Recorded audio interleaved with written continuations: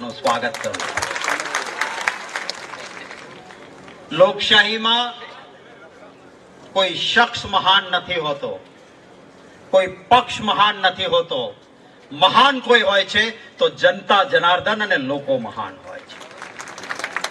ભારતીય જનતા પાર્ટીને સત્તા આપી લોકોએ એક અપેક્ષા સાથે, પરંતુ સત્તામાં આવ્યા પછી અહંકાર આવ્યો છે અને શું કે છે, 24 માંથી 26 જીતશું, 5-5 લાખથી જીતશું કે છે ને.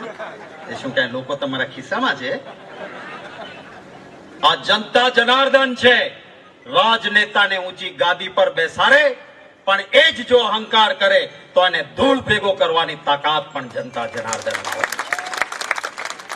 કોંગ્રેસ પક્ષે આણંદમાં એક એવા ઉમેદવારને આપણી સામે મૂક્યા છે જે લોકોનો પ્રતિનિધિ છે. અમિતભાઈ ચાવડા સ્વાર્થનું સંધાન કરનારો માણસ નહીં, પરમાર્થ માટે પુરુષાર્થ કરનારો ઉમેદવાર આપની વચ્ચે આપેલા. આપનો અવાજ દિલ્હીની સંસદમાં ગુંજે.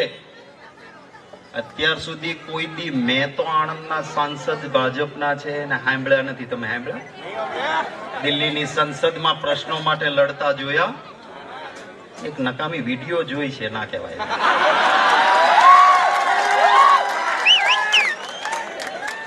આ એક એવો નક્ષિક માણસ છે, આણંદનો વ્યક્તિ કોલર ઊંચો રાખીને કહી શકે કે મેં જેને મત આપ્યો હતો ને મારો સાંસદ એ અમિત ચાવડા છે.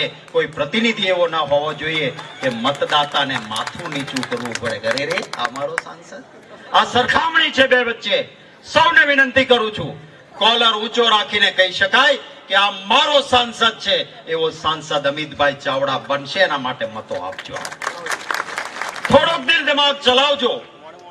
જે સહકારી સંસ્થાઓમાં ભાઈ રાજેન્દ્રસિંહ પરમાર જેવા નિષ્ઠાવાન અને પ્રમાણિક પ્રતિનિધિત્વ કરતા હતા, એ સંસ્થાઓ પડાવી લઈને હવે મોટા મોટા વેપાર નોકરીઓમાં થાય છે. આ થાય છે એનો જવાબ દેવાનો દિવસ એટલે મતદાનનો દિવસ.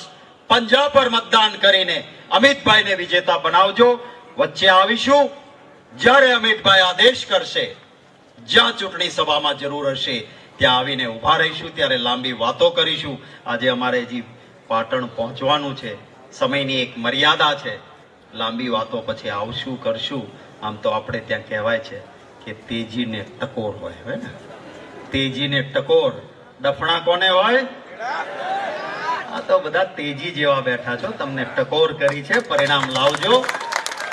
આપ સૌનો ખૂબ આભાર. મુકુલ વાસનિકજી આપણા પ્રભારી senior most general secretary AICC ના પણ ખાસ અમિતભાઈ ચાવડાના આ પ્રસંગે ઉપસ્થિત રહીને શુભકામના અખિલ ભારતીય કોંગ્રેસ કમિટી વતી સોનિયા ગાંધીજી, રાહુલ ગાંધીજી, ખરગે સાહેબ વતી આપવા આવ્યા છે. એમનો આભાર.